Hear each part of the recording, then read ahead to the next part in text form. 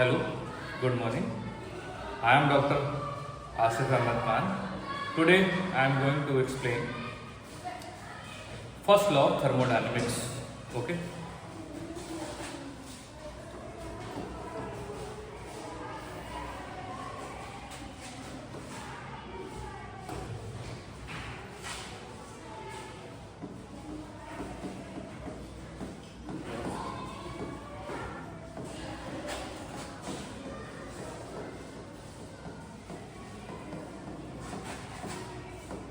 First law thermodynamics. ठीक, तो first law of thermodynamics जो है वो बेस्ड है एनर्जी कंजर्वेशन।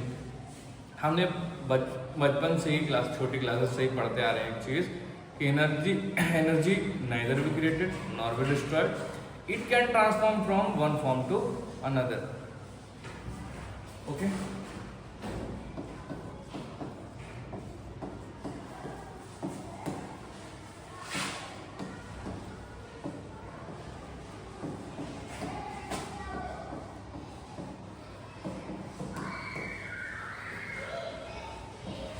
ठीक है, एनर्जी कंजर्वेशन को बेस्ड होता है। ठीक, अब मैथमेटिकली जो है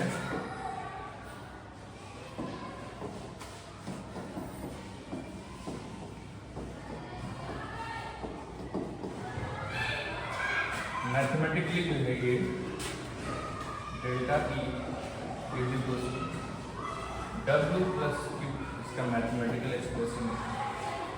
ठीक है, अब यहाँ E क्या है? E जो है वो इंटरनल एनर्जी,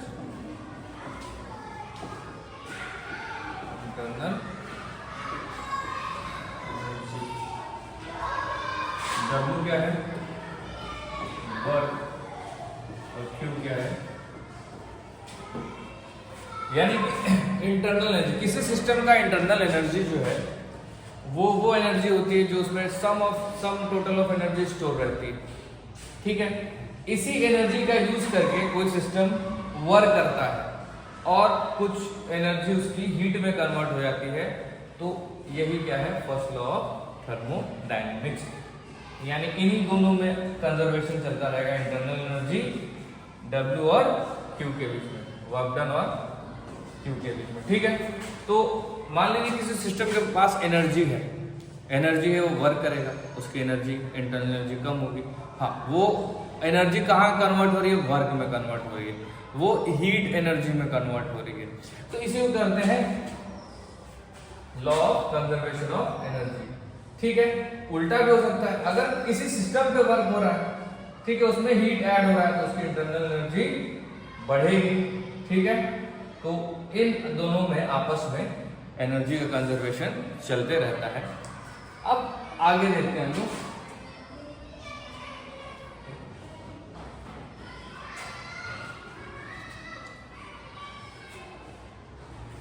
ठीक, तो अब हम जैसे कि इंटरनल एनर्जी वगैरह के बारे में हम पहले से जानते हैं, हम आगे बढ़ेंगे इस चैप्टर में।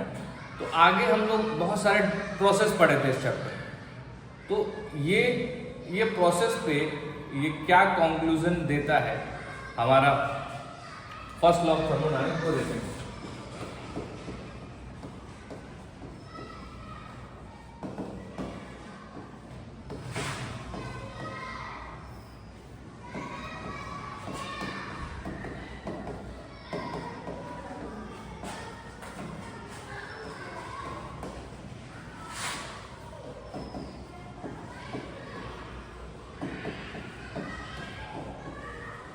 डिफरेंट प्रोसेस, अलग अलग प्रोसेस पे ये क्या कंक्लूजन रखता है वो हम लोग स्टडी करने वाले हैं। तो सबसे पहला प्रोसेस है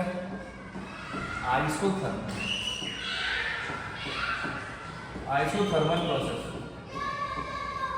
ठीक है, आइसोथर्मल प्रोसेस। तो आइसोथर्मल प्रोसेस क्या है भाई? तो आइसोथर्मल प्रोसेस में क्या होता है, हमको पता है कि आइसोथर्मल का मतलब होता है टेम्परेचर जो है यहाँ पे कांस्टेंट। टेम्परेचर क्या होता है? कांस्टेंट होता है, और चेंज इन टेम्परेचर क्या हो जाएगा? जीरो हो जाएगा। यानी जो T1 की वैल्यू होगी वो T2 की वैल्यू दोनों सेम हो जाएगी, तो वो 0 हो जाता है।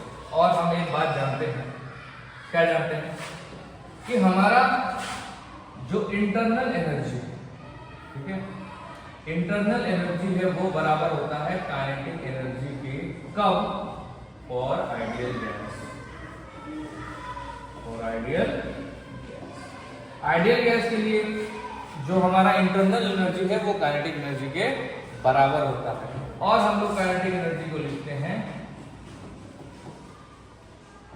F/2 R, या हम ये कह सकते हैं कि जो काइनेटिक, अगर इन सब को मैं इन सब को कांस्टेंट मान लूं, अगर इन सब टर्म्स को मैं कांस्टेंट मान लूं,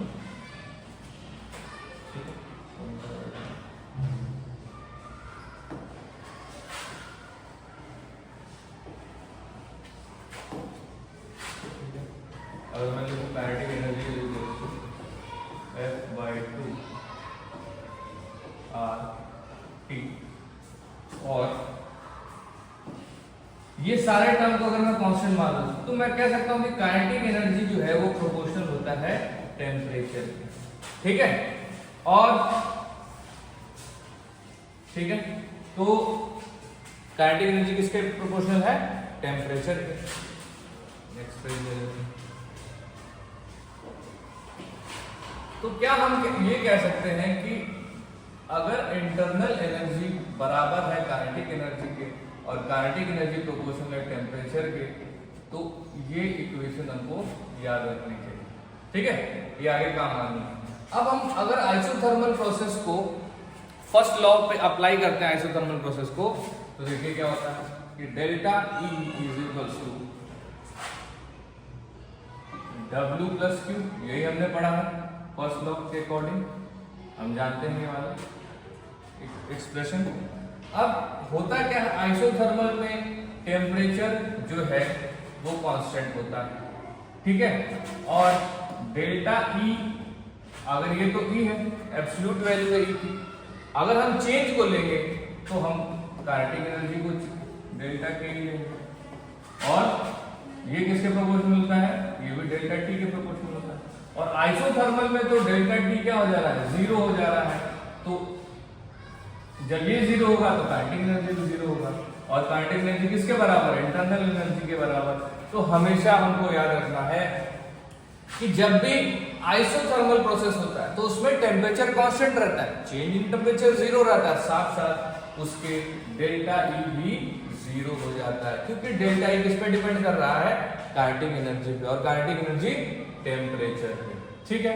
तो हम यहां से क्या कंक्लूड करेंगे कि वर्क डन जो है वो क्या आ जाएगा?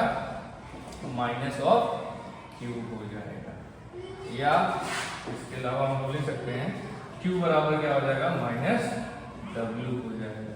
इससे क्या पता चलता है? इससे पता चलता है कि जितना भी वर्क है वो किस में कन्वर्ट हो जाएगा? वो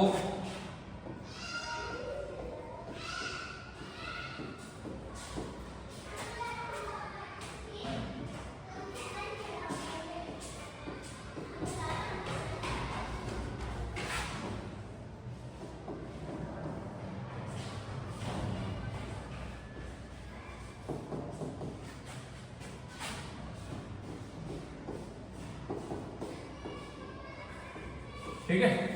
तो अब इसका हम लोग ये कंक्लूड कर सकते हैं। हाँ, एक मिनट, हम एक बार एक चार्ट देख लेते हैं जो काफी हेल्प करेगा हमको।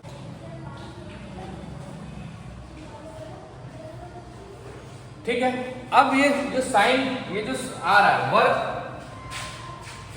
Work done on system will result in heat loss. अब ये हम कैसे बता पा रहे हैं, ये वाली चीज को कैसे बता रहे हैं? तो हमारा ये चार्ट बहुत हेल्प करेगा। ये जो चार्ट मैंने बनाया है, अगर वर्क डन ऑन सिस्टम होता है तो वो पॉजिटिव होता है, वर्क डन बाय सिस्टम, अगर सिस्टम कर रहा है तो उसको हम लोग नेगेटिव लेते हैं। ऐसी तरह हीट के लिए हम क्या बात करते हैं कि अगर हीट पॉजिटिव कब लेते हैं? जब सिस्टम में हीट गेन हो रहा होता है, ठीक है, और सिस्टम से हीट बाहर निकल रहा होता है, उसको नेगेटिव मानते हैं।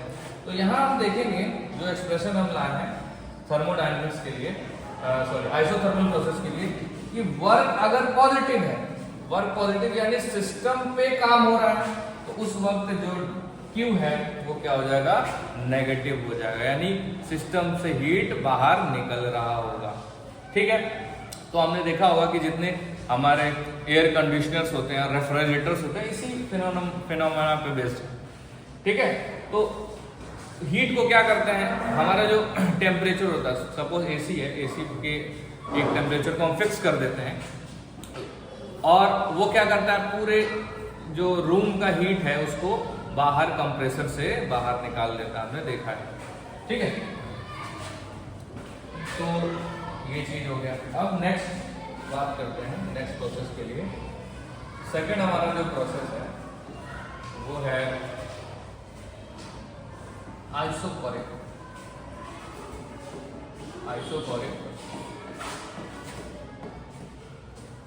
आइसोकोरिक का मतलब, कोरिक का मतलब होता है वॉल्यूम। ठीक है, आइसोकोरिक। अब आइसोकोरिक में चेंज इन वॉल्यूम क्या होता है, वो जीरो होता है। चेंज इन वॉल्यूम क्या होता है, वो जीरो होता है। ठीक है, अब इससे क्या फर्क पड़ जाएगा भाई, चेंज इन वॉल्यूम अगर जीरो है तो हम कह सकते हैं चेंज इन वॉल्यूम जीरो है, तो हमारा जो एक्सप्रेशन है फर्स्ट लॉ का हम जानते हैं W प्लस Q होता है। और हमने पढ़ रखा है वर्क के बारे में। वर्क क्या होता है, minus P external delta B। ठीक है, ये होता है, ये भी हम जानते हैं। तो क्या हम डेल्टा E को लिख देंगे minus P external into delta B plus Q। अब क्योंकि यहाँ पे वॉल्यूम का चेंज ही जीरो है, इनिशियल वॉल्यूम फाइनल वॉल्यूम दोनों सेम है, तो डेल्टा V जीरो हो जाएगा, तो ये पूरी टर्म जो है वो जीरो होती है। इस कंडीशन में डेल्टा E बराबर क्या हो जाता है, Q हो जाता है। अब इस Q को हम लोग QV बोलते हैं, ये बहुत इंपॉर्टेंट है, ये बहुत न्यूमेरिकल पर्पस के लिए बहुत इंपॉर्टेंट। QV को हम लोग कहते हैं heat at constant volume. Heat at constant volume. इस स्टेट में जो Q है इसको हम लोग पाथ फंक्शन बोलते हैं। नॉर्मली तो Q क्या है, पाथ फंक्शन, मगर in case of isochoric process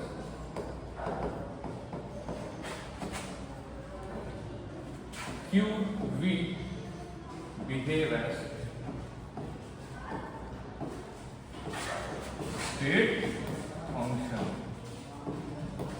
state function की तरह बिहेव करने लगता है, क्योंकि ये डेल्टा E के बराबर हो जाता है, डेल्टा E के बराबर हो जाता है। स्टेट फंक्शन अब हमको पता ही है कि वो डिपेंड करता है इनिशियल और फाइनल स्टेट पे, किसी भी सिस्टम के इनिशियल और फाइनल स्टेट पे। वैसे तो हीट, नॉर्मल हीट जो है वो पाथ फंक्शन होता है, वो इनिशियल फाइनल पे तो डिपेंड करता ही है, साथ साथ वो पाथ कौन सा फॉलो हो रहा है इस बात पे भी ये डिपेंड करता है। तो इस आइसोकोरिक बात का ये, इस पे भी बहुत सारे क्वेश्चन आते हैं और आए हैं, तो ये हमको ध्यान रखना है। ओके, अब अगले प्रोसेस के बारे में बात करते हैं, एडियाबैटिक प्रोसेस। और जो हमारा प्रोसेस है एडियाबैटिक प्रोसेस। एडियाबैटिक प्रोसेस क्या है भाई, एडियाबैटिक प्रोसेस? तो एडियाबैटिक प्रोसेस हमने पढ़ा है कि एडियाबैटिक प्रोसेस में जो हीट का एक्सचेंज है वो जीरो हो जाता है। वो वॉल ही ऐसी एडियाबैटिक वॉल को हीट के एक्सचेंज को होने नहीं देती। ठीक है, तो हम कह सकते हैं एडियाबैटिक प्रोसेस के लिए कि अब अपना हम एक्सप्रेशन लगाएंगे Q प्लस W। ठीक है, फर्स्ट लॉ के अकॉर्डिंग। अब यहाँ पे Q जीरो हो जाएगा, Q जीरो हो जाएगा तो डेल्टा E किसके बराबर आ जाएगा, वर्क के बराबर आ जाएगा। यहाँ पे जितनी भी इंटरनल एनर्जी है एक सिस्टम की, वो सब किस में कन्वर्ट होगी, वर्क में कन्वर्ट होगी।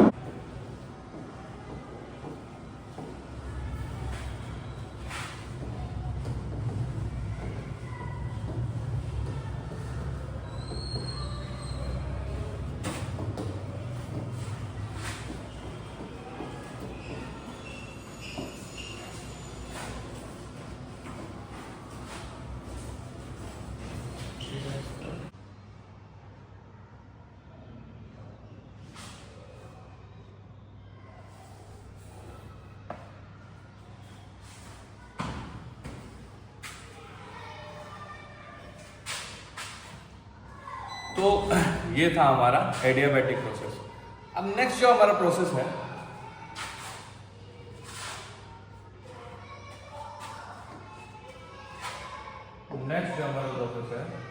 प्रोसेस नंबर 4, ये है आइसोबैरिक प्रोसेस। बैरिक मतलब प्रेशर होता है, तो आइसोबैरिक मतलब जहां प्रेशर क्या हो, P कांस्टेंट हो। ठीक है, P जब कांस्टेंट होता है तो आइसोबैरिक प्रोसेस होता है। तो हमारा क्या कंक्लूजन करता है हमारे फर्स्ट लॉ ऑफ थर्मोडायनेमिक्स में, तो हम लिखते हैं delta E is equals to W plus Q, और हम जानते हैं कि W क्या होता है, negative of P external delta V। ठीक है, तो हम लोग लिख सकते हैं delta E equals to W minus negative of P external delta V plus Q, ये लिख सकते हैं। अब होता क्या है कि क्योंकि ये जो हीट निकल रही है ये कांस्टेंट प्रेशर पे निकल रही है, तो इसको हम लोग QP कहते हैं। ठीक है, हीट एक कांस्टेंट प्रेशर पे निकल रही है तो इसको QP कहते हैं, और QP किसके बराबर होता है, एंथैल्पी डेल्टा H के बराबर होता है। अब इसको देख लेते हैं, delta H is equals to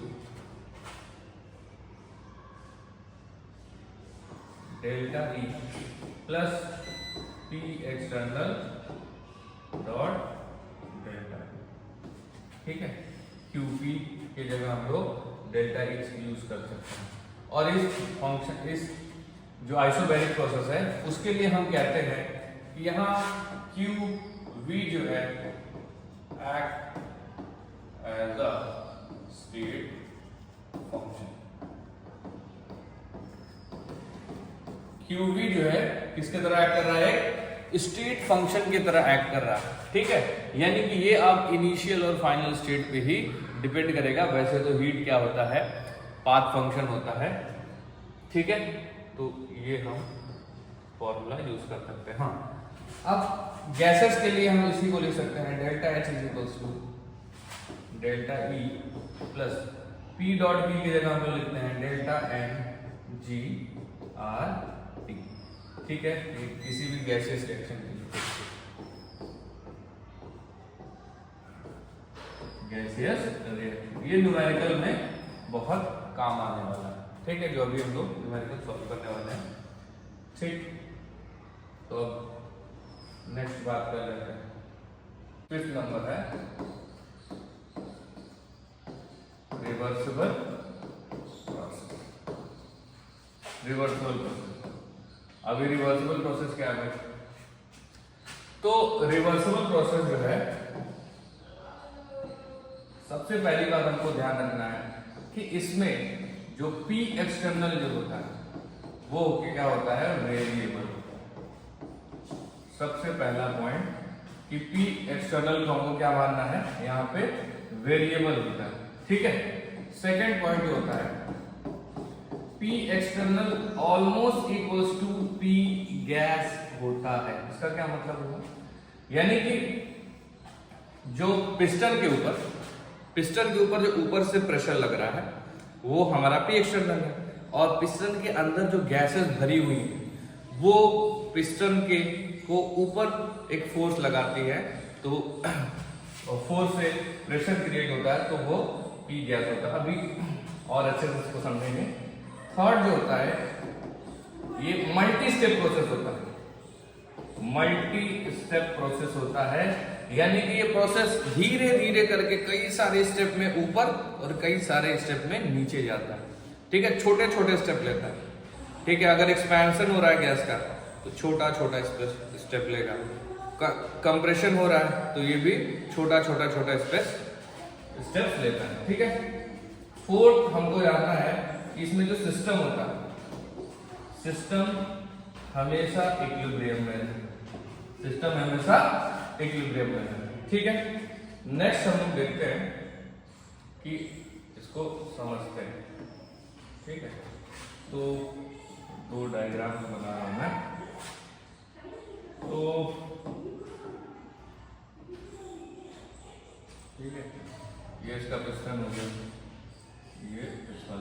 piston हो गया। अब एक एग्जांपल लेते हैं कि मान लीजिए ऊपर से एक प्रेशर ले रहे हैं, तो हम लोग उसको पी एक्सटर्नल बोलते हैं, ठीक है। नीचे जो बहुत सारी गैसेस बनी हैं, ये गैसेस जो है पिस्टन पे प्रेशर लगाती हैं, तो इसको हम लोग क्या बोलते हैं, इसको हम लोग पी गैस बोलते हैं, ठीक है। ये ऑलमोस्ट एक दूसरे के इक्वल होती है, थोड़ी सी भी कमी आएगी। अगर फॉर एग्जांपल पी गैस थोड़ा सा ज्यादा हो गया तो ये पिस्टन को ऊपर धकेल देगा, ठीक है, तो ये पिस्टन थोड़ा सा ऊपर चला जाएगा। तो यहाँ पे यही हो रहा है, या ऐसे हम समझ सकते हैं कि मान लीजिए मैंने क्या किया, ऊपर छोटे छोटे पार्टिकल्स रख दिए, बहुत सारे छोटे छोटे इस पे पार्टिकल्स मैंने रख दिए बहुत सारे, ठीक है।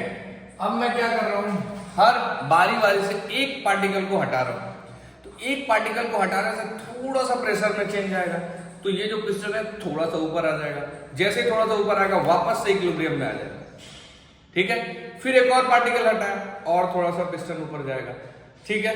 ऐसे करते करते पिस्टन खट खट खट खट हर स्टेप में ऊपर जाता है, और जैसे अगर मान लीजिए वही पार्टिकल मैं ऐड करते जाऊंगा तो मल्टीपल स्टेप लेता हुआ वो कंप्रेशन करेगा, मल्टीपल स्टेप लेता हुआ वो एक्सपेंशन करेगा। मान लीजिए मैंने कुछ पार्टिकल हटाया, तो अब पी गैस ज्यादा हो गई, ठीक है। ज्यादा हो गई तो थोड़ी देर बाद वही जो है पी गैस, अब पिस्टन जो है वहां यहां पहुंच चुका है, तो ये लेवल जो है एक छोटे से वॉल्यूम में, डीवी वॉल्यूम में चेंज आ रहा है।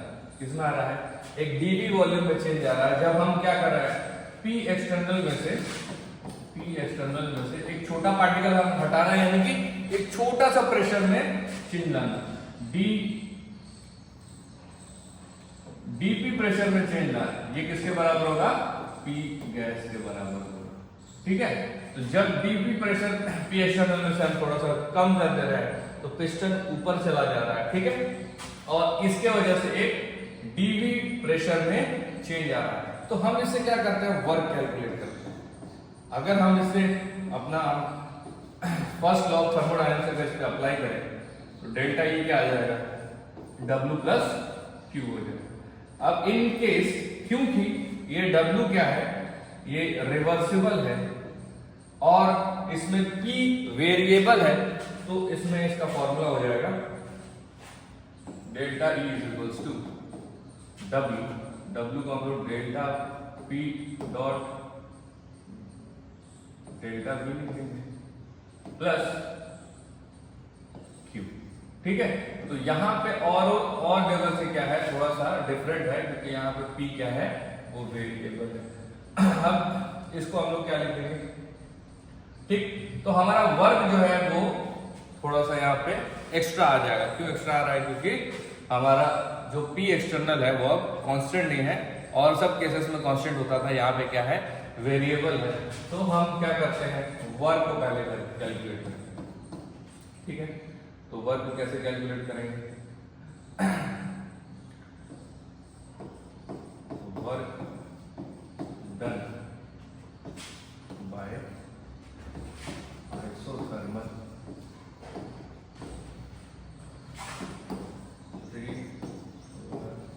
रिवर्सिबल। तो हम क्या करेंगे, वर्क डन कैलकुलेट करेंगे, ठीक है, रिवर्सिबल प्रोसेस का। बस इसमें क्या करना है कि हमको टेम्परेचर को क्या करना है, कांस्टेंट रखना है, क्योंकि हम जानते हैं कि आइसोथर्मल में कांस्टेंट टेम्परेचर क्या होता है, वो कांस्टेंट रहता है, ठीक। तो आइए कैलकुलेट कर लेते हैं। तो हम जानते हैं कि वर्क क्या होता है, minus P external dot delta we, ये हमारा वर्क होता है।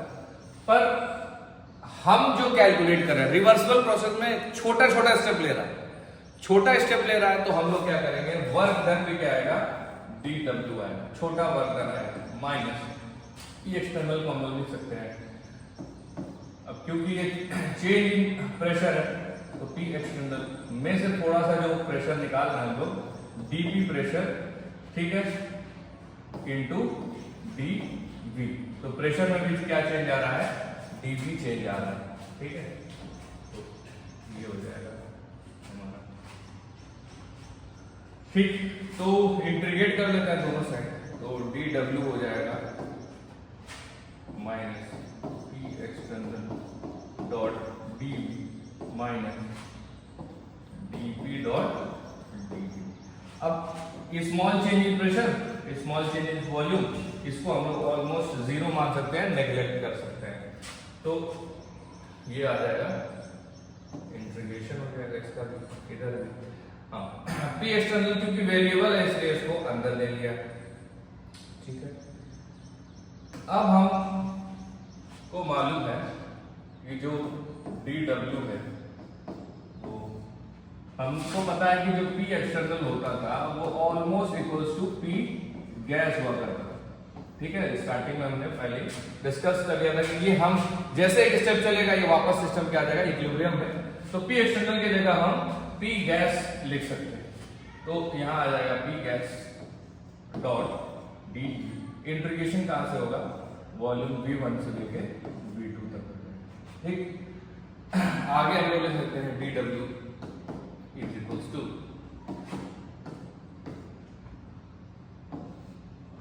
P gas. अब क्योंकि अब गैस का है तो आइडियल गैस के लिए हम लोग जानते हैं PV इक्वल्स टू nRT होता है। तो P गैस की जगह हम लोग लिख सकते हैं N upon R upon T upon V, ये यूज करेंगे, ठीक है। तो P गैस की जगह हम लोग लिख देंगे N R T अपॉन में dV अपॉन V, ठीक है। और आपको पता है कि integration of dx upon x क्या होता है, log नेचुरल x के बराबर, ठीक है। तो यार dV अपॉन V की जगह हम लोग log नेचुरल V लिख देंगे, V1 से V2, ठीक है। तो N R T negative of N R T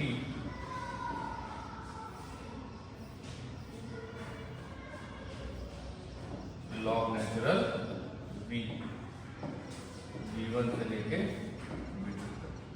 आगे हम लोग लिख सकते हैं कि dW होता है बराबर minus N R T।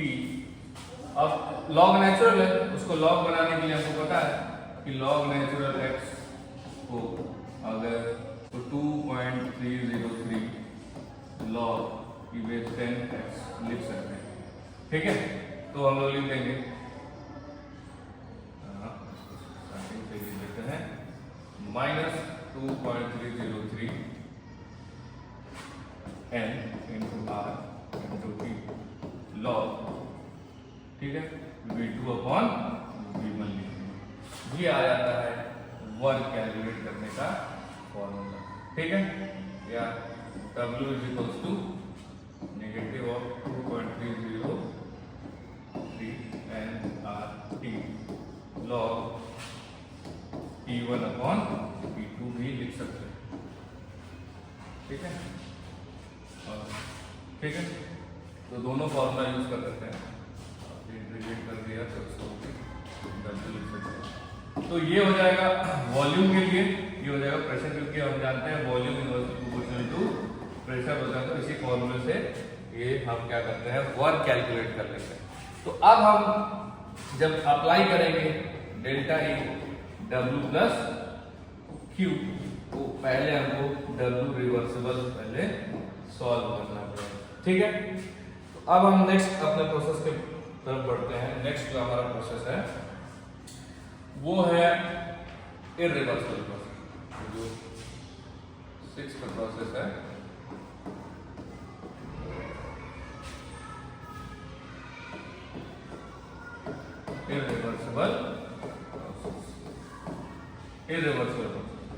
Irreversible process में क्या है, तो जस्ट ऑपोजिट है। यहां पे वापस से P एक्सटर्नल जो है वो क्या हो जाता है, वो कांस्टेंट हो जाता है, ठीक है। P एक्सटर्नल जो है वो कांस्टेंट हो जाता है। और क्या कह सकते हैं कि ये जो इसमें सिस्टम जो होता है, सिस्टम जो होता है वो क्या होता है,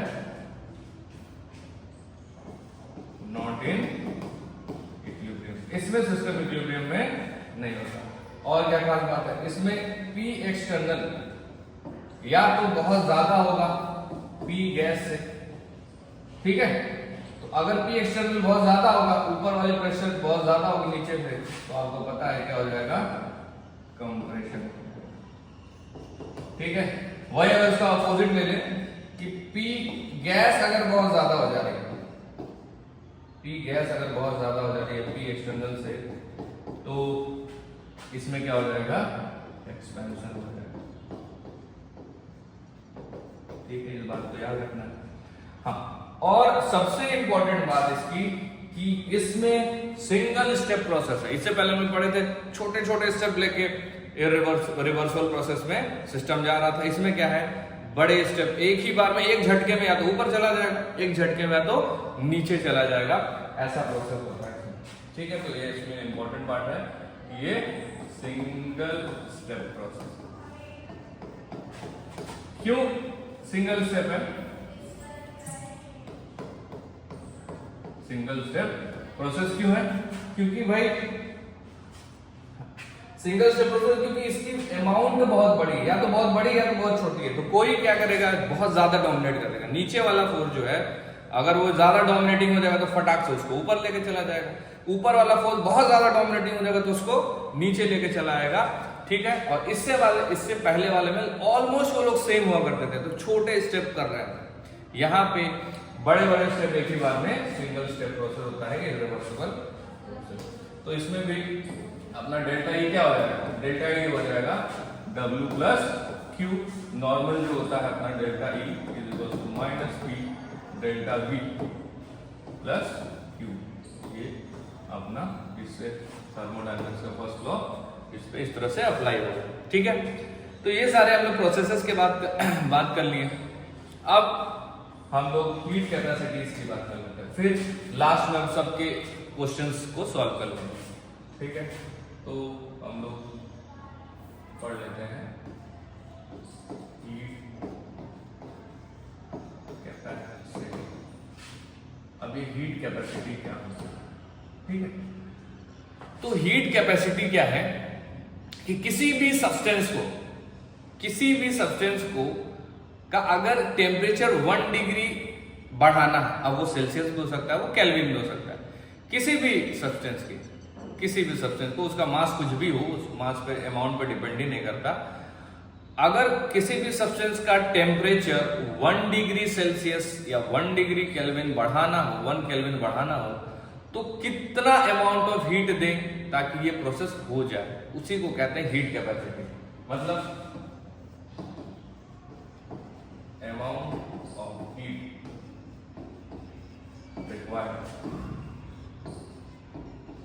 amount of heat required by a substance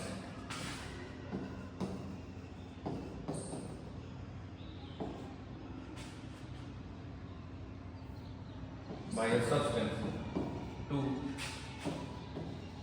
raise its temperature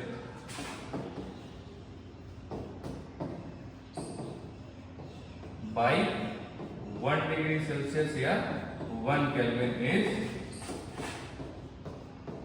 known as heat capacity, जिसको हम लोग C से रिप्रेजेंट करते हैं, ठीक। अब इसमें इसकी दिक्कत ये है कि इसमें अमाउंट जो है वो फिक्स नहीं होता है, अब कुछ भी हो सकता है। जैसे मुझे कितना हीट दें कि मेरा टेम्परेचर 1 डिग्री सेल्सियस बढ़ जाए, ठीक है। मेरी हीट अलग होगी, किसी दूसरे आदमी की अलग होगी, तीसरे आदमी की अलग होगी, क्योंकि यहाँ पे अमाउंट फिक्स नहीं है। दिक्कत इसके साथ ही है। तो फिर आगे क्या हुआ कि एक ऐसा कोई जनरल चीज हम निकालें जो सबके लिए अप्लाई। तो इसके बाद हीट कैपेसिटी में क्योंकि अमाउंट फिक्स नहीं होता है, तो हम नेक्स्ट पढ़ते हैं, ठीक है, स्पेसिफिक हीट कैपेसिटी, ठीक है। अब स्पेसिफिक में क्या होगा, मोर जनरलाइज होगा, उसमें अमाउंट हम फिक्स कर देंगे। तो अमाउंट क्या फिक्स करेंगे, 1 ग्राम फिक्स करेंगे कि एटलीस्ट सब में 1 ग्राम तो होगा ही। 1 ग्राम का अगर हम निकाल लें हीट, तो उसको मल्टीप्लाई कर लेंगे, ठीक है। जैसे अगर मैं 1 ग्राम हीट पता कर लूं और मेरा वेट जितना भी है उससे मल्टीप्लाई कर दूंगा, किसी तीसरे आदमी का वेट उससे मल्टीप्लाई कर लूंगा, तो काम हमारा आसान हो जाएगा। इसमें क्या था, अमाउंट फिक्स नहीं हुआ करता, तो इसको कैसे निकाल सकते हैं? इसको हम लोग कहते थे C equals to dQ upon dt, ठीक है। तो हीट पर यूनिट टेम्परेचर जो है वो हीट कैपेसिटी होती थी। हीट को हम लोग, हीट एक एनर्जी है, जूल में लिखते हैं, और इसका केल्विन इनवर्स इसकी यूनिट हो जाती है, ठीक है। अब हम लोग पढ़ेंगे सेकेंड, इसी का जो पार्ट है specific heat capacity. Specific heat capacity, ठीक है, इसको ऐसे रिप्रेजेंट करते हैं। अब स्पेसिफिक हीट कैपेसिटी क्या है भाई? व्हेन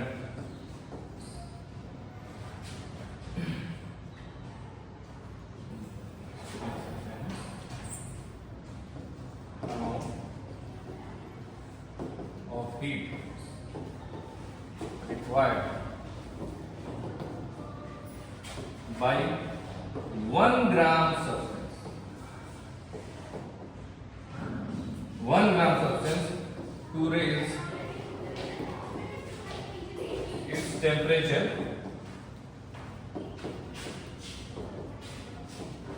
to 1 degree Celsius या 1 Kelvin is known as specific heat capacity, ठीक है। तो ये थोड़ा सा और जनरलाइज वे है, ठीक है। हमने क्या किया कि 1 ग्राम सब्सटेंस का हीट अगर हम कैलकुलेट कर लें तो हम क्या करेंगे, उसको मल्टीप्लाई कर लेंगे जितना अमाउंट ऑफ सब्सटेंस है। इससे पहले क्या हुआ था कि उसमें अमाउंट जो है वो मेंशन नहीं था, तो अलग बॉडी का अलग, हर बॉडी का अलग अलग निकालना पड़ता था। इससे क्या है, जनरलाइज हम क्या करेंगे, निकाल सकते हैं। तो अब ये क्या होता है, अब इसको लिख सकते हैं S equals to dQ upon dt, मगर पर यूनिट है तो इसको हम लोग मास से मल्टीप्लाई कर देते हैं, ठीक है। ये क्या है, मोलर, क्या है, मास ऑफ सब्सटेंस, ठीक है। dQ क्या है, हीट रिक्वायर्ड, ठीक है। dt क्या है, तो ये हो गया स्पेसिफिक हीट। अब स्पेसिफिक हीट होता क्या है, S equals to dQ amount of heat required upon change in temperature. अब इनटू हम क्या करते हैं, मास से पर यूनिट मास ले लेते हैं। तो यहाँ dQ हो जाएगा हीट रिक्वायर्ड, ठीक है, और m जो हो जाएगा मास हो जाएगा, मास ऑफ सब्सटेंस, और अपना जो dt हो जाएगा वो raise in temperature, raise in temperature. तो ये हो जाएगा हमारा स्पेसिफिक हीट हो जाएगा, ठीक है। नेक्स्ट जो आता है उसके लिए हमने अलग से हीट कैपेसिटी डिफाइन कर रखी है, उसको कहते हैं हम लोग मोलर हीट कैपेसिटी, कहते हैं मोलर हीट कैपेसिटी, ठीक है। इसको C से रिप्रेजेंट CN, ठीक है, मोलर हीट कैपेसिटी। तो अब मोलर हीट कैपेसिटी जो है वो हम देख लेते हैं, मोलर हीट। तो मोलर हीट कैपेसिटी जो है इसमें कि amount of heat required by 1 mole substance, 1 mole substance to raise its temperature,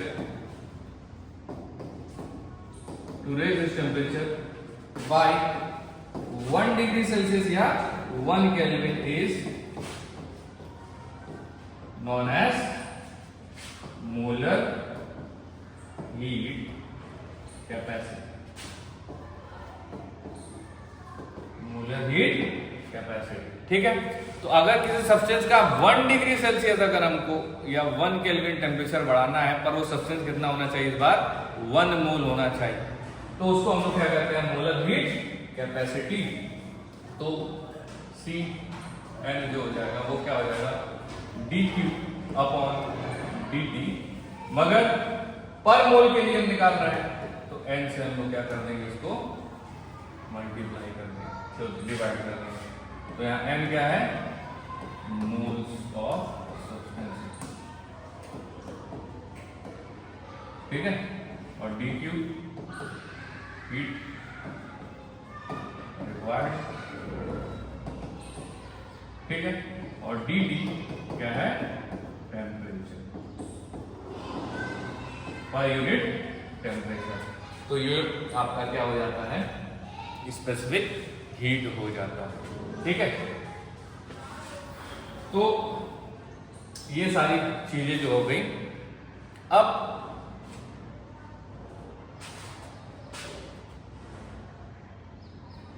इसको जो है हमने कांस्टेंट टेम्परेचर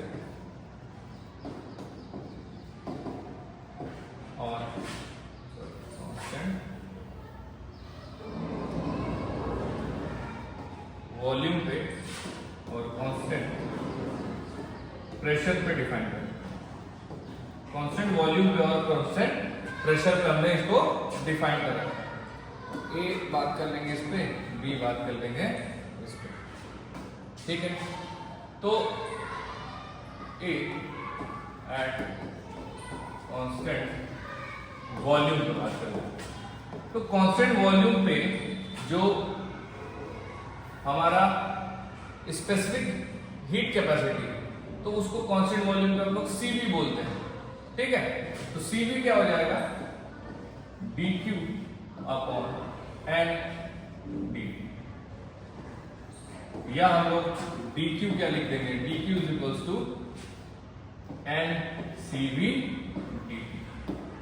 याद करिए हमने पहले कंक्लूजन जब हम कर रहे थे तो हमने कहा था कि जो dQ बराबर डेल्टा E होता है कब एट कांस्टेंट वॉल्यूम। जब हम लोग आइसोकोरिक प्रोसेस कर रहे थे तब ये हमने लिखा था। तो क्या हम dQ की जगह डेल्टा E नहीं लिख देंगे NCV dt, और स्मॉल चेंज के लिए हम लोग ये यूज कर सकते हैं, ठीक है। तो ये हो गया कांस्टेंट वॉल्यूम के लिए। इसी चीज को हम लोग B एट कांस्टेंट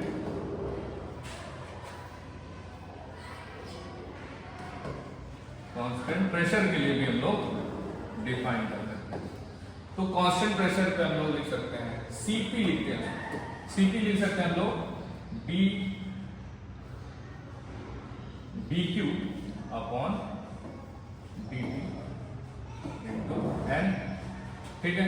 तो CP की जगह हम लोग लिख सकते हैं सॉरी, अब हमने पढ़ा था कि अगर हीट एट कांस्टेंट प्रेशर तो हम लोग लिख सकते हैं उसको डेल्टा H लिखते हैं, किसको dQ की जगह हम लोग क्या लिखते हैं डेल्टा H लिखते हैं। तो क्या हम लोग CP बराबर लिख सकते हैं delta H upon n into dt, या इसको हम लोग लिख सकते हैं डेल्टा H बराबर C NCP डेल्टा E। ये हो गया हमारा heat at specific heat at constant pressure, ये हो जाएगा, और specific heat at constant volume ये हो जाएगा, ठीक है। ये हो गया आपका। अब relation between CP and CV, CP और CV में हमको रिलेशन देखना है। तो हम क्या देखते हैं, हम जानते हैं कि डेल्टा H जो होता है वो E प्लस PV के बराबर होता है, ठीक है। अगर इस पूरे इक्वेशन को डिवाइडिंग बाय, ठीक है, dt, अगर इस पूरे इक्वेशन को dt से डिवाइड मार दें तो h डॉट dt आ जाएगा is equals to e upon dt आ जाएगा is equals to p v dot dt आ जाएगा। ठीक है, तो आगे हम लोग लिख सकते हैं h upon dt, heat upon per unit temperature क्या होता था, Cp होता था, इज इक्वल्स टू ये क्या हो जाएगा E डॉट dt क्या हो जाएगा Cp हो जाएगा प्लस में अब Pv की जगह हम लोग क्या nRT लिख सकते हैं। ठीक है, तो अगर ये फॉर इन केस 1 मोल के लिए है तो हम लोग क्या लिख देंगे RT अपॉन T। ठीक है, T से T कटेगा, Cp दूसरा आता है Cp Cv प्लस R। ठीक है, ये रिलेशन होता है, या इसको और इस तरीके से लिख सकते हैं R is to Cp minus C। ठीक है, ये सारी चीजें न्यूमेरिकल में बहुत काम आती है। ठीक है, अब हमारा काम क्या है, सारे जितने भी क्वेश्चन हैं स्टार्टिंग फ्रॉम सारे फर्स्ट लॉ ऑफ थर्मोडायनेमिक्स और अप टू हीट कैपेसिटी सबको एक बार देख लेंगे, जिसमें PYQs वगैरह सब कुछ इंक्लूड होगा। ठीक है, तो आइए करते हैं। ठीक, तो पहला क्वेश्चन है, ये JEE 2021 में पूछा है, बोल रहा है कि सिस्टम डस 200 जूल। ठीक है, एक सिस्टम जो है 200 जूल वर्क कर रहा है और 100 जूल हीट जो है वो एब्जॉर्ब कर रहा है 100 जूल।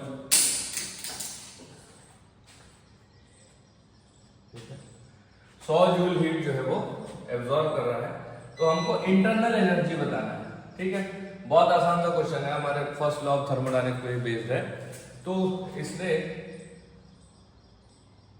वर्क दे रखा है। ठीक है, तो सिस्टम काम कर रहा है, तो हमने पढ़ा था कि जब सिस्टम काम करता है तो वर्क क्या हो जाता है, नेगेटिव हो जाता है। ठीक है, और सिस्टम जब हीट एब्जॉर्ब करता है तो Q क्या होता है, पॉजिटिव। ये साइन हमको जो है बहुत प्रॉपरली रखना है क्वेश्चन में, अगर हम साइन में गड़बड़ करेंगे तो हमारा आंसर भी गलत आ सकता है। ठीक है, तो हम इसको लिख सकते हैं। ठीक, तो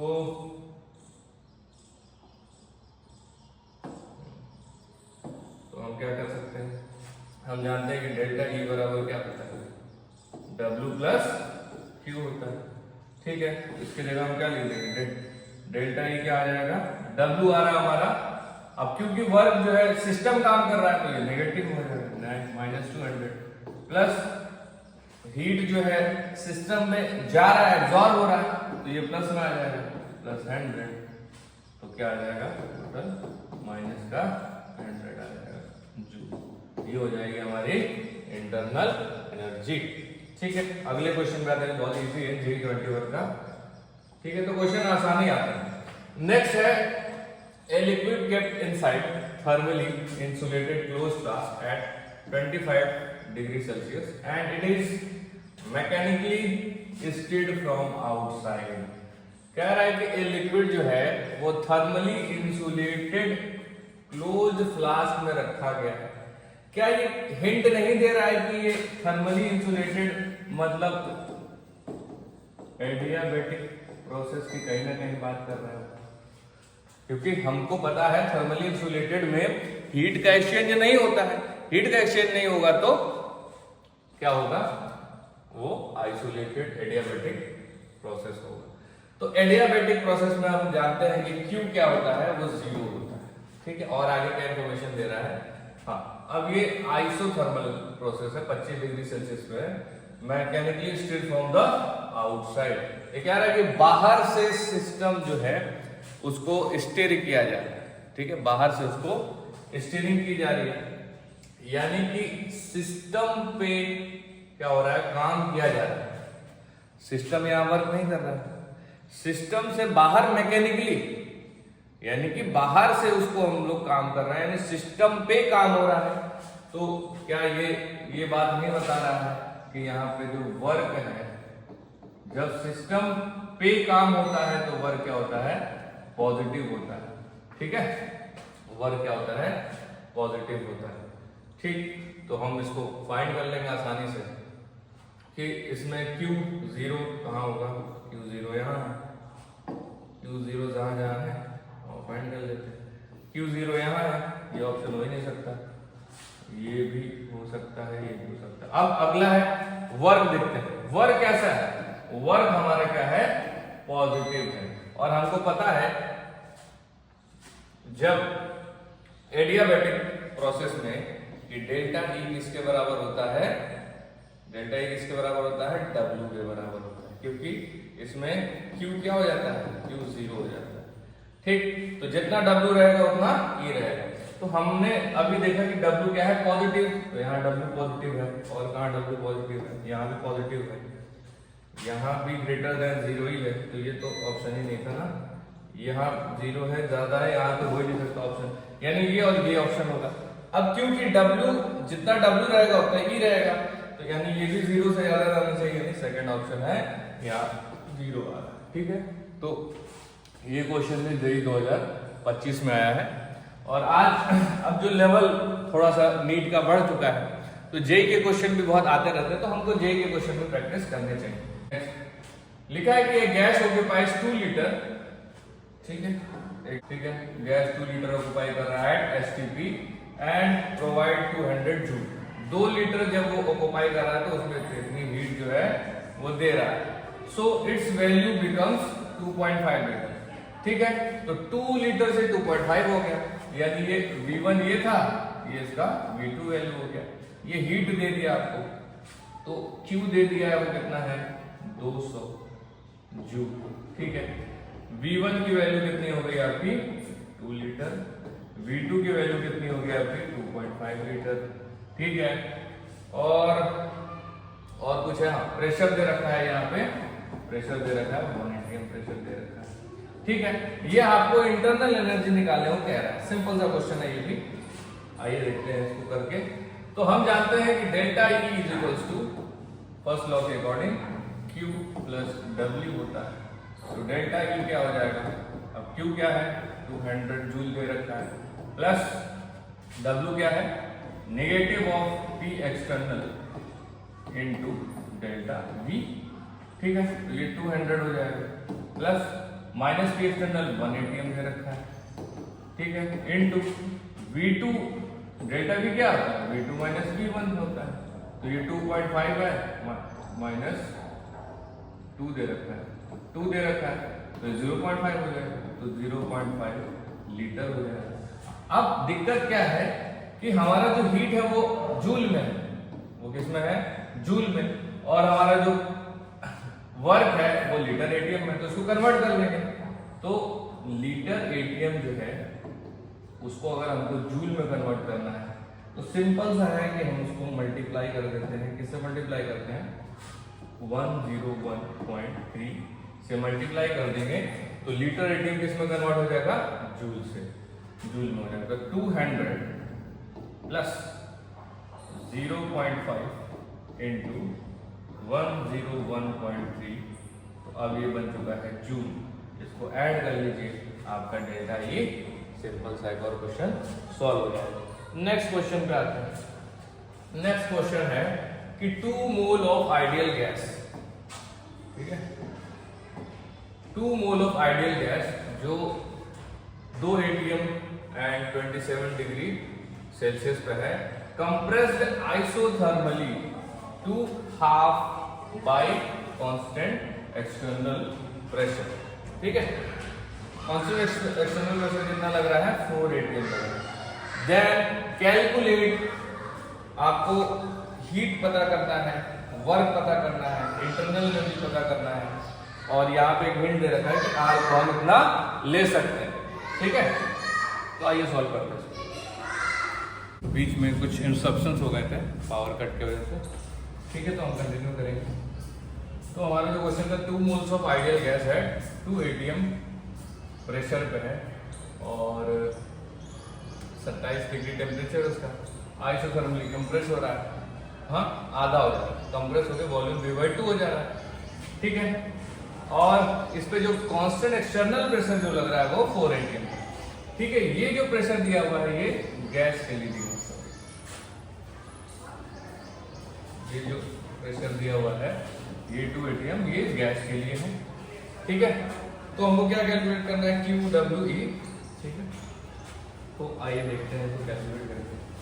तो प्रेशर जो हुआ है, प्रेशर ऑफ गैस कितना है, 2 atm है, ठीक है। और 2 atm है और मोल्स 2 है, टेम्परेचर मोल्स 2 मोल्स दिया हुआ है, टेम्परेचर जो है वो 27 डिग्री सेल्सियस, केल्विन में करेंगे तो 300 केल्विन आ जाएगा। और हमारा वॉल्यूम जो है वो V है, V1, ठीक है। और V2 जो है वो V1 का हाफ। तो चलिए कैलकुलेट कर लेते हैं ताकि हम आगे का प्रोसेस कर लें, ठीक। तो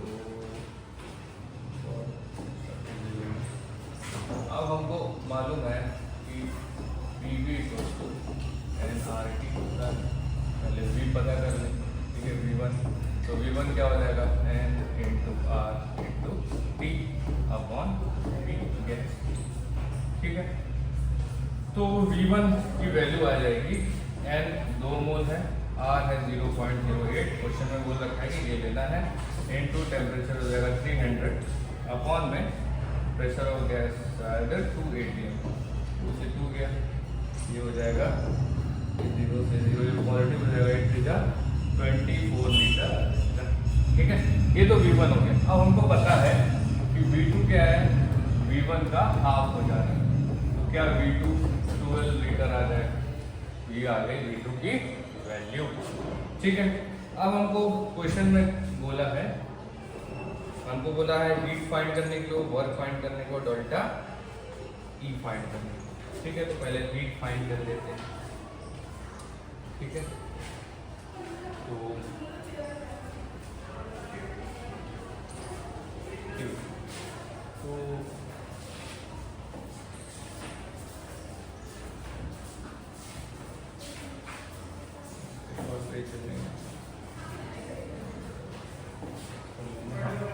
अब हमको पता है कि आइसोथर्मल प्रोसेस, थर्मली बोला, आइसोथर्मली बोला ना ये, तो आइसोथर्मली बोला है तो W क्या हो जाएगा,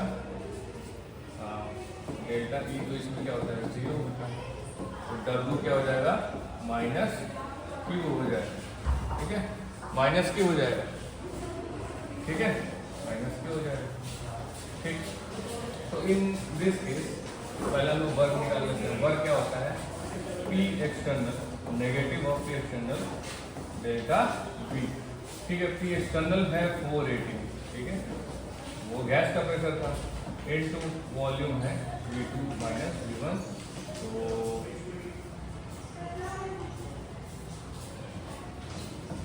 12 - 24, ये हो जाएगा, नेगेटिव में ये भी नेगेटिव, फिर पॉजिटिव हो जाएगा, 4 × 12, तो ये हो जाएगा 48 जूल,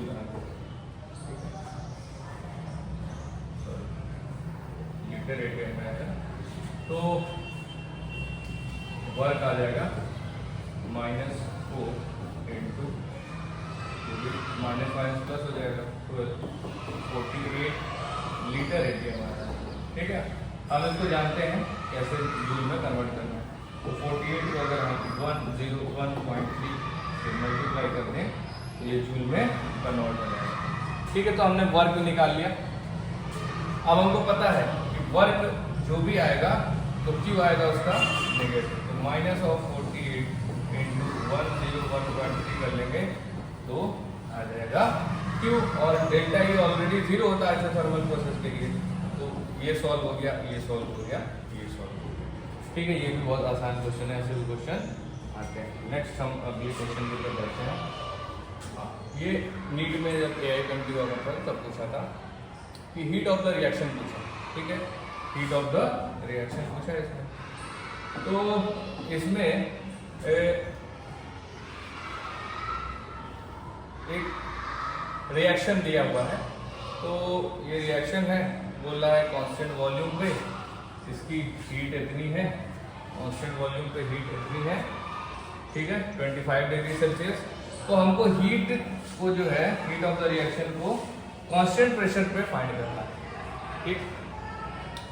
तो हमको पता है कि कांस्टेंट वॉल्यूम पे जो भी हीट रहती है, कांस्टेंट वॉल्यूम पे जो हीट रहती है उसको हम लोग क्या डेल्टा ई नहीं बोलते हैं, डेल्टा ई बोलते हैं ना, क्यू वी, याद करिए ये पढ़ा था हमने, ठीक है। क्यू वी को हम लोग क्या कहते हैं, डेल्टा ही, जब वो किसको होता है, कांस्टेंट वॉल्यूम पे होता है, हीट ऑफ द रिएक्शन कह रहा है, ठीक। अब वो कह रहा है कि कैलकुलेट कीजिए heat of the reaction at constant pressure, यानी कि कांस्टेंट प्रेशर पे हीट क्या होती है, क्यू वी, ये किसके बराबर होता है, डेल्टा एच के बराबर, यानी एंथैल्पी कैलकुलेट कराना है, ठीक है।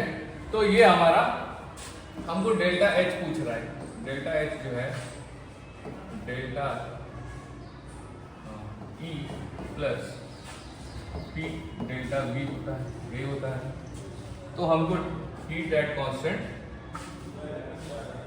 प्रेशर पूछ रहा है, जैसे कि हम क्वेश्चन में देख सकते हैं, दिया है डेल्टा ई दिया है, ठीक है, एट 25 डिग्री सेल्सियस, ठीक। तो अब किसी गैसियस रिएक्शन के लिए हम जानते हैं इसको हम लोग गैसियस रिएक्शन, क्योंकि रिएक्शन गैसियस है तो हम लोग लिख सकते हैं delta H is equal to delta E plus delta N G R T लिख सकते हैं, ठीक है, क्योंकि P V equals to N R T होता है आइडियल गैस के लिए। अब हम पहले सबसे पहले डेल्टा एन जी कैलकुलेट करना सीखेंगे। तो डेल्टा एन जी क्या होता है, N product minus N reactant, total moles of product minus total moles of reactant in gases state होना चाहिए, और किसी स्टेट में हम नहीं लेते हैं, जैसे इसमें सीख लेंगे। यहाँ पे ये जो है डेल्टा एन जी वो सॉलिड फॉर्म है, तो इसकी वैल्यू 0 हो जाएगी। हाँ, ये गैसियस फॉर्म है, ये गैसियस फॉर्म है, ये लिक्विड फॉर्म है, इसको भी नहीं लेना, इसको भी 0 मानना है। तो अब हमको ये प्रोडक्ट के मोल्स हो गए टोटल, ये रिएक्टेंट के मोल्स हो गए, प्रोडक्ट और रिएक्टेंट के मोल्स मिल गए। तो प्रोडक्ट के मोल है 10, रिएक्टेंट के मोल है 12, डेल्टा एन जी की वैल्यू आ जाएगी 2 आ जाएगी, ठीक है। डेल्टा ई कितना दे रखा है, डेल्टा ई हमारे क्वेश्चन में दे रखा है -1228 किलो कैल्विन, ठीक है, किलो कैल्विन दे रखा है, टेम्परेचर 25 दे रखा है, ठीक है। तो आसान हो गया क्वेश्चन अब, ठीक। तो यहाँ हम सॉल्व कर लेंगे कि डेल्टा एच बराबर कितना हो जाएगा, डेल्टा ई देखा -1228 किलो कैल्विन देगा इंटू 10 की पावर 3, ठीक है, प्लस में negative of 2 into R, R हो जाएगा 8 कैल्विन में आर की वैल्यू 2 होती है, ठीक है, इनटू हमारा टेम्परेचर 25 है तो इसको 298 केल्विन लिख देंगे, ठीक है। तो इसको सॉल्व करेंगे तो नेगेटिव नेगेटिव नेगेटिव हो जाएगा, -1228 इंटू 10 की पावर 3, ठीक है, नेगेटिव ऑफ 4 इंटू 298, इसको सॉल्व करेंगे आंसर, ठीक है। ये भी इजी क्वेश्चन था। अब नेक्स्ट है हमारा reaction involve only solid and liquid, which of the following is true, ठीक है। कौन से रिएक्शन के लिए ये सही है, जिसमें सिर्फ सॉलिड और लिक्विड इन्वॉल्व है। तो अब सिर्फ डेल्टा ई और डेल्टा एच का रिलेशन के बारे में पूछ रहा है।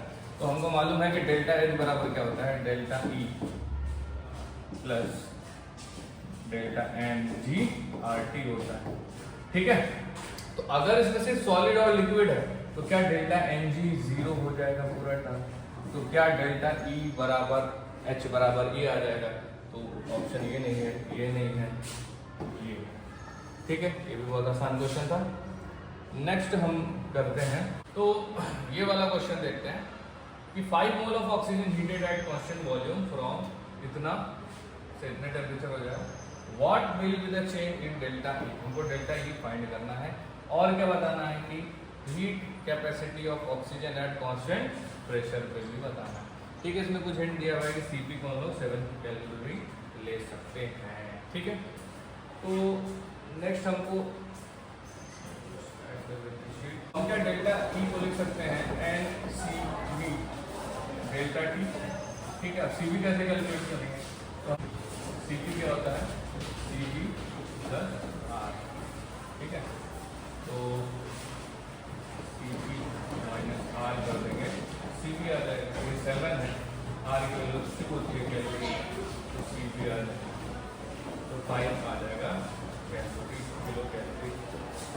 तो ठीक है, तो डेल्टा ए जगह एन का मोल है, एन है 5 मोल्स, 5 इंटू सी बी है 5 इंटू डेल्टा टी है 10 से 20 यानी कि 20 आ जाएगा, तो वैल्यू आ जाएगी 2500। ठीक है, ये किलो जूल होना चाहिए, यहाँ पे छूट गया है, किलो जूल होना चाहिए। तो किलो जूल में किलो कैलोरी। लास्ट क्लास में वीडियो पूरी नहीं हो पाई थी क्योंकि क्लास स्टार्ट हो गया था, तो मैं यहाँ उसको पूरा कर रहा हूँ। तो जो लास्ट क्वेश्चन था उसमें डेल्टा ई निकल के आया था 250 किलो कैलोरी निकल के आया था। क्वेश्चन में हमको वो सीपी भी निकलवा रहा है, बोल रहा है हीट एट, और उसमें एक और पार्ट है कि सेकंड पार्ट जो है वो सीपी निकलवाना चाह रहा है।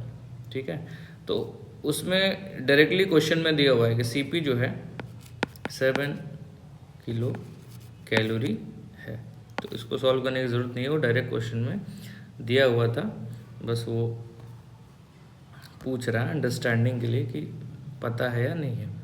ठीक है, अब ये वाला क्वेश्चन देख लेते हैं। तो at 27 degree Celsius ideal gas compress isothermally reversibly compress हो रही है गैस। ठीक है, रिवर्सिबल प्रोसेस हो रहा है।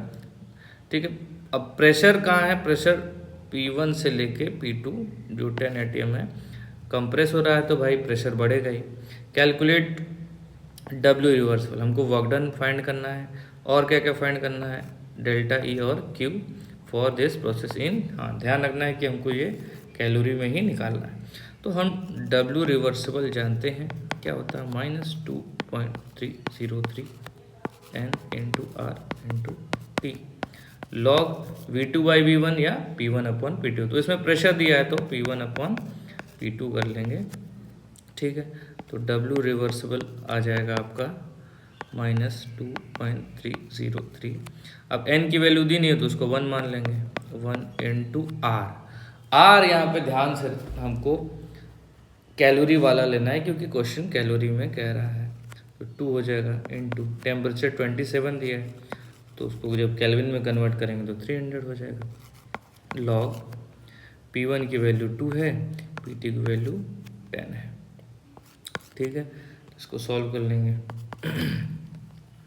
तो W रिवर्सिबल आ जाएगा -2.303 इंटू 600। अब इसको क्या लिख देंगे, log 2 माइनस log 10। तो हमको पता है 2.303 इंटू 600, log 2 की वैल्यू होती है 0.30 माइनस log 10 की वैल्यू होती है 1, तो ये कितना आएगा, माइनस प्लस हो जाएगा 2.303 इंटू 600 इंटू 0.7 हो जाएगा, ये वैल्यू निकल के आएगी। ठीक है, इसको कैलकुलेट करेंगे, W रिवर्सिबल आ जाएगा। ये पहला पार्ट है। दूसरा पार्ट हमको कह रहा है कि डेल्टा ई निकलवाना चाह रहा है। अब हम जानते हैं कि ये प्रोसेस कैसा है, आइसोथर्मल प्रोसेस है। ठीक है, कैसा प्रोसेस है, ये आइसोथर्मल है। और आइसोथर्मल में क्योंकि इसमें डेल्टा टी 0 होता है और डेल्टा ई किसके प्रोपोर्शनल होता है, काइनेटिक एनर्जी। और काइनेटिक एनर्जी किस पे डिपेंड करता है, टेम्परेचर पे। तो अगर टेम्परेचर 0, काइनेटिक एनर्जी 0, तो डेल्टा ई भी ज़ीरो। तो कुल मिला जुला के इसमें क्या आएगा, डेल्टा ई ज़ीरो हो जाएगा। थर्ड वो कह रहा है कि क्यू निकालने के लिए, हीट निकालने के लिए, तो फिर हम जानते हैं कि आइसोथर्मल प्रोसेस के लिए, आइसोथर्मल प्रोसेस के लिए क्या होता है, delta E is equals to W plus Q होता है। ठीक है, ई अगर ज़ीरो हो जाएगा तो डब्ल्यू क्या आ जाएगा, निगेटिव ऑफ क्यू। ठीक है, तो जो भी वैल्यू आ रही है डब्ल्यू रिवर्सिबल की, उसी को हम लोग डब्ल्यू रिवर्स क्या लिख सकते हैं, क्यू को लिख सकते हैं। तो क्यू आ जाएगा negative of 2.303 into 600 into 0.7। Solve करेंगे, दोनों की वैल्यू आ जाएगी। Thank you. क्या मुझे